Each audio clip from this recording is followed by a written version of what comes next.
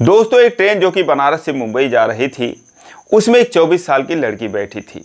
तभी उसके ठीक सामने वाली सीट पर एक युवक आकर बैठता है। उसके साथ में 2 बच्चे होते हैं, एक 2 साल का बेटा और 5 साल की बेटी। अब लोग सोचते हैं कि इन बच्चों की माँ कहाँ पर है, लेकिन ट्रेन चल देती है, उनकी माँ नहीं आती है।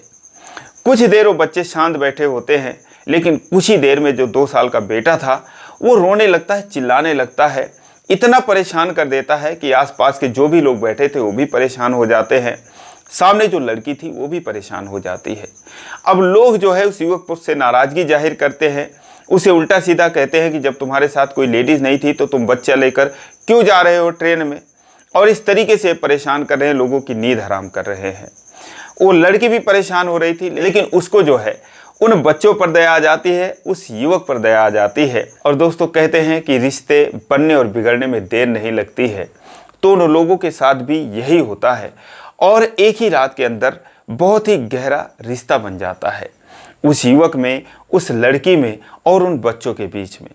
और उसके बाद जो भी कुछ होता है, बहुत ही दिलचस्प कहानी। आइए जानते हैं पूरी कहानी इस वीडियो में। लेकिन वीडियो में आगे बढ़ने से पहले बस यही रिक्वेस्ट, वीडियो को लाइक कर दीजिए, चैनल को भी सब्सक्राइब कर लीजिए ताकि मेरा हौसला बढ़ता रहे। दोस्तों, एक कहानी शुरू होती है उत्तर प्रदेश के बनारस रेलवे स्टेशन से। एक लड़की जिसका नाम किरण होता है, वो कामायनी एक्सप्रेस में आकर बैठती है। तभी उसके ठीक सामने वाली सीट पर एक युवक जिसका नाम पप्पू होता है, अपने 2 बच्चों के साथ, 2 साल का बेटा जिसका नाम प्रतीक होता है, 5 साल की बेटी जिसका नाम पारुल होता है, उन दोनों बच्चों के साथ आकर बैठता है। बच्चे काफ़ी क्यूट थे। लोग सोचते इनकी माँ आती होगी, लेकिन ट्रेन चल पड़ती है। जब उसकी उन बच्चों की माँ नहीं आती तो लोग पूछते हैं कि भाई साहब, आप अकेले लेकर जा रहे हैं, इन बच्चों की माँ कहाँ पर है? वो कहता है कि वो मुंबई में ही है, मैं इनको लेकर जा रहा हूँ। अब कुछ देर तो बच्चे शांत रहते हैं, लेकिन कुछ ही देर बाद जो प्रतीक था रोने लगता है। इतना रोता है, चुप नहीं होता।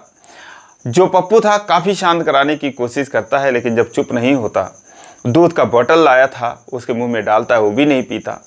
अब सारे लोग परेशान हो जाते हैं, लेकिन सामने जो किरण बैठी थी वो कहती है, लाओ इसको मुझे दे दो। वो उसके गोद में दे देता है और वो उसे अपने सीने से लगाती है, उसके पीठ थपथपाती है और उसके बाद जो दूध का बोतल था वो भी अपने हाथ में ले लेती है, उसके मुंह में डालती है और फिर प्रतीक जो है दूध पीने लगता है और फिर वो शांत हो जाता है। जब वो शांत हो जाता है तो पप्पू भी राहत की सांस लेता है।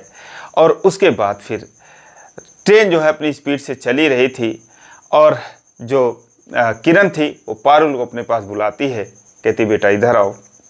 वो जाकर उसके बगल में बैठ जाती है, कहती है कि आपकी मम्मा कहाँ पर हैं? तो कहती है कि मेरी माँ भाग गई। अब दोस्तों, जैसे लोग पारुल की बात सुनते हैं तो हैरानी भरी नज़रों से पप्पू को देखने लगते हैं। पप्पू समझ जाता है, वो लोगों से सफाई देता है, कहता है कि हाँ, नाराज़ होकर चली गई है, लेकिन वो मुंबई गई है और कहीं नहीं गई, हमारे घर पर गई है, मेरा घर मुंबई में भी है। अब दोस्तों, ऐसे ही सफ़र चलता रहा। किरण जो थी वो बच्चों से प्यार दुलार करती रही, लेकिन जब रात के 10-11 बज गए, 12 बज गए, लोग सो गए, काफ़ी गहरी नींद में सो रहे थे। और जो पप्पू था उसकी निचली सीट थी, उसकी बेटी और बेटा दोनों उसके पास ही सोए थे। किरण की भी निचली सीट थी, सामने सोई थी। कुछ ही देर में जो प्रतीक था वो उठ जाता है और उसके बाद इतना रोता है कि सारे लोग जग जाते हैं। अब सारे लोग उससे नाराज़गी जाहिर करते हैं क्योंकि वो चिल्लाया जा रहा था। तो पप्पू को डांटते हैं, कहते हैं भाई, जब जान रहे थे कि तुम्हारे पास कोई नहीं है, तुम्हारी पत्नी चली गई है, किसी और महिला को ले लेते। बिना महिला के 2 बच्चों के साथ तुम यात्रा कर रहे हो, लोगों की नींद हराम हो रही है, तुम्हें इसका ख्याल रखना चाहिए था। लोग उसे बहुत बोलते हैं। जिधर भी वो बच्चे को लेकर घुमाने की कोशिश कर रहा था, उसी डिब्बे में लेकर इधर उधर घूम रहा था, लेकिन जिधर भी जाता उधर के लोग जग जाते।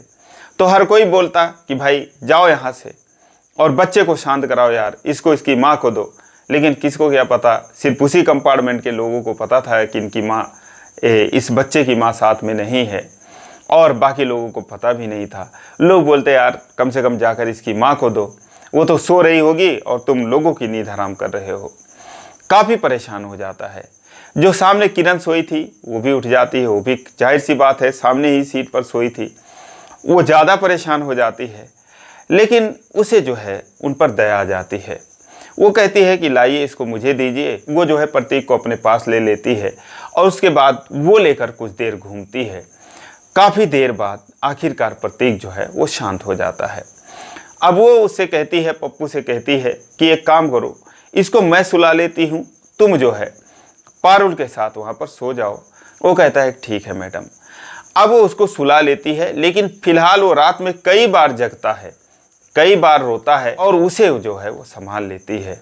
अब ऐसे ऐसे सुबह 7 बज जाते हैं जब लोगों की आंख खुलती है, तो लोग देखकर हैरान हो जाते हैं कि जो प्रतीक था अच्छे से खेल रहा था उसी सीट पर, और किरण जो है उसको खिला रही थी, उसे बहला रही थी, पुचकार रही थी। पप्पू की भी आंख खुलती है, तो जब वो देखता अपने बेटे को तो हैरान हो जाता है, क्योंकि उसके कपड़े बदले जा चुके थे, काजल वगैरह लगाया जा चुका था, उसके मुंह में पाउडर वगैरह किरण ने लगा दिया था। अब दोस्तों जब पप्पू अपने बेटे को देखता है इस तरीके से तो बहुत खुश हो जाता है। किरण को थैंक्स बोलता है और उसके बाद पूछता है कि आप इसके कपड़े वगैरह कैसे पहना दी। तो कहती है कि मैंने इसने रात को जो है वो बाथरूम कर दिया था, पैम्पर इसका भर चुका था, तो मुझे लगा कि आपने पैम्पर ज़रूर रखा होगा अपने बैग में, तो मैं उसे ढूंढने लगी तो तेल की डिब्बी मिल गई, मैंने मालिश भी कर दिया, उसके बाद कपड़े मिल गए तो मैंने पहना दिया, पाउडर वगैरह लगा दिया, लेकिन मैंने आपसे बिना पूछे बैग खोला, तो इसके लिए मुझे माफ़ करना। आप अपना बैग वगैरह चेक कर लीजिए, कहीं कोई सामान न गायब उसमें से हो गया हो। पप्पू कहता है कि आप कैसी बात कर रही हैं। और उसके बाद दोस्तों सारे लोग हंसने लगते हैं। दोस्तों उसके बाद जो ट्रेन थी वो सारा दिन चलती रही। जो दोनों बच्चे थे किरण के आसपास रहे और जो भी खाने पीने का सामान आता पप्पू खरीदता, किरण को भी देता, खुद भी खाता। अब पप्पू को काफ़ी राहत महसूस हो रही थी। लग ही नहीं रहा था कि ये जो चारों लोग हैं ये किरण जो है अलग परिवार की है। ऐसे लग रहा था जैसे वही इन बच्चों की माँ है। फिलहाल ट्रेन जो है मुंबई पहुंच जाती है और किरण जो है उन बच्चों के साथ सेल्फी लेती है। पारुल उससे कहती है कि आंटी आप भी चलो ना मेरे घर। तो कहती है बेटा ठीक है, अगर पापा आपकी बुलाएंगे तो मैं ज़रूर आऊँगी और मैं ज़रूर आऊँगी। दोस्तों वो चैम्बूर में रहता था और जो किरण थी वो पवई में रहती थी, लेकिन वो अपने माँ के साथ हाल फिलहाल गाँव गई हुई थी क्योंकि रिश्ते के लिए एक लड़के को देखने गई थी और नवंबर 2024 में ही उसकी शादी होनी थी। सारी बात तय हो गई थी।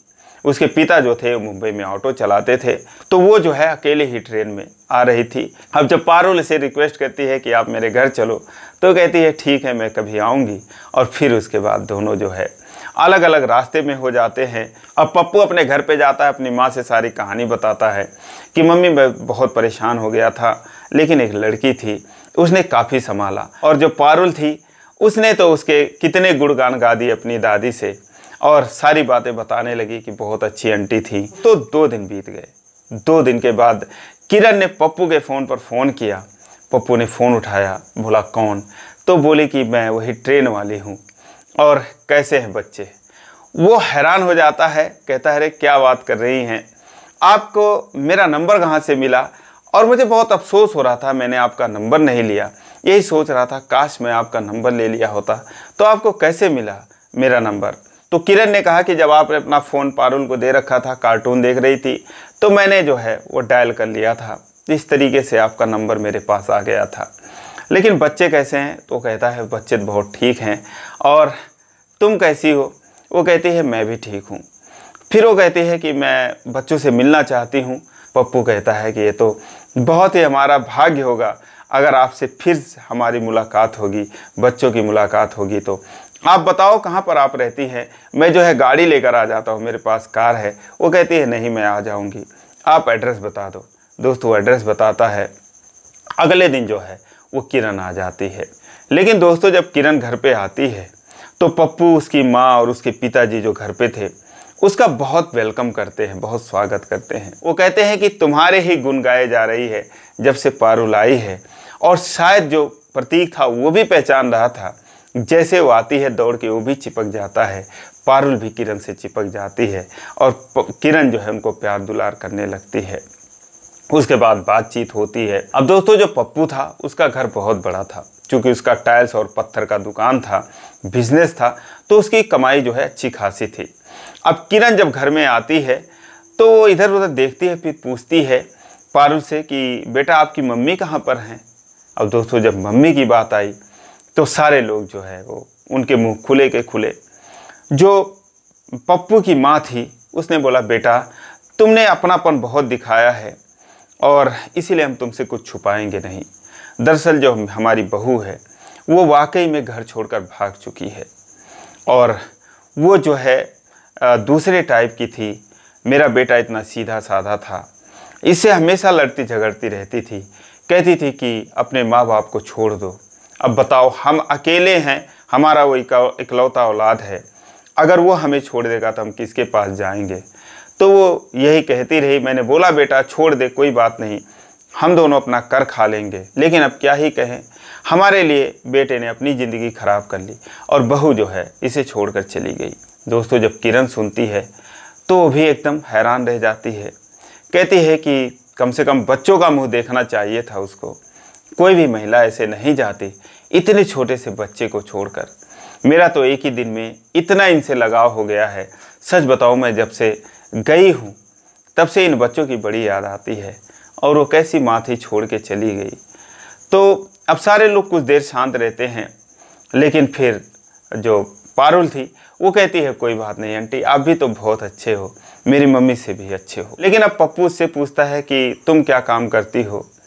तो कहती है कि मैं कोई काम नहीं करती हूँ, घर में ही रहती हूँ, मेरे पापा ऑटो चलाते हैं।